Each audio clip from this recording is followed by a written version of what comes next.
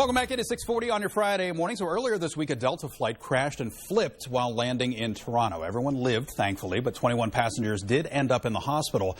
And now the airline says it's offering each of the passengers $30,000 with no strings attached for what happened. So is there really such a thing as no strings attached? Mark DeVicchio's taking a look. He's in for Dave this week for Legally Speaking. Good to see you, my friend. How you been? Good to see you. I still brought the donuts. He did, yes, they are Dave, here. I brought the donuts. Oh, look at that. We even have, and the box is ajar, and I'm the reason for that. I'll admit that. So, I mean, this sounds like a no-brainer for people to take money, but, when the train derailment happened in East Palestine, there was talk about that maybe precluding you from taking legal action. Is that the case here, or is this different? Well, airlines are different. Airplanes, there's a special governing kind of a body. The Warsaw-Montreal Convention governs airline liability. And according to international treaties, international aviation flights that result in injury or death, the airline has to compensate you. If the airline determines that there's an economic loss, it's an act of goodwill. They have to pay you money. How is the $30,000 then figured out? Like, is that just out of nowhere? Or All right, so this happened before. Remember the Alaskan airline where the panel blew off mid-flight? Yes. Those passengers got $1,500 and a refund for the tickets. Okay. Where there's a loss of life, it's $20,000 plus guaranteed. I think it's $30,000 in this one because it was so visible. I mean, we all saw it. There were 76 passengers on that plane. Yeah. So there were a lot of people on there. So them taking this money, can they still sue on top of that Absolutely. if they so choose? Paying that money is not an admission of liability. So if a passenger sues and they're compensated, any money the airline gives them will be deducted from what the compensation that the court gives them. So it really is no strings attached, it sounds like then. Well, I'd still consult with an aviation attorney before I accept a penny to make sure there's no strings attached. All right. So when we're talking about potential lawsuits, again, as we mentioned, thankfully nobody was killed in this particular case. Right. But there was at least one person who was in the hospital for several days and 21 people who went to the hospital initially. Right.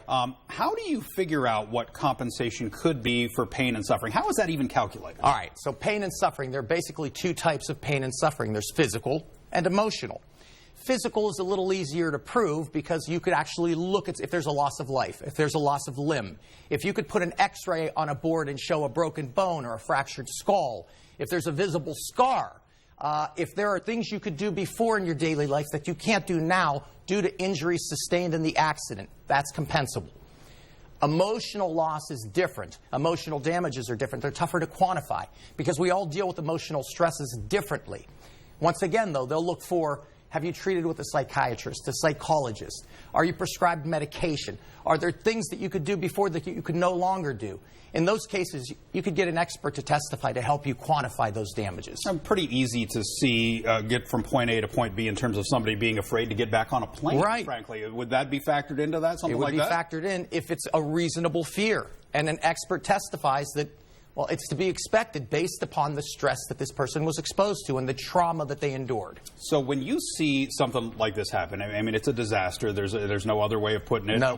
Regardless of who's at fault or if it's weather or something, that'll all be determined. From a legal aspect, from a lawyer aspect, like, how would you approach this if you were representing any of the people who were on board? Well, once again, I would start with, how has the accident affected your life? What changes have occurred as a result of your injuries? Can I prove physical damages? Can I show an X-ray? Can I show damages that prevent people from doing what they used to do, changes in their daily routine? If I could prove that, I'm going to open them up to some compensation. And how is that dollar figure figured out? A jury. Oh, yeah. You're experts. That's why you bring an expert in on the case, because it depends on the degree that you're damaged. Different people suffer different damages. The more severe the damage, the more it impacts your life, the greater your compensation. So how long of a process is this? Like, if you experience something like this, how long can you expect the legal process to drag out? Well, typically you'd have about a year on the statute to file a claim. So you know during that year how it's affected your life. You probably have an idea of what your damages are. When you file your claim, you go and you convince the jury that my life was affected. Things have changed. I've been hurt. I'm entitled to money. All right. Well, there you go. It's going to be interesting to watch what happens next. Mark, great to see you as always. You Thank too, so much. Steve. Absolutely. All right. Coming up.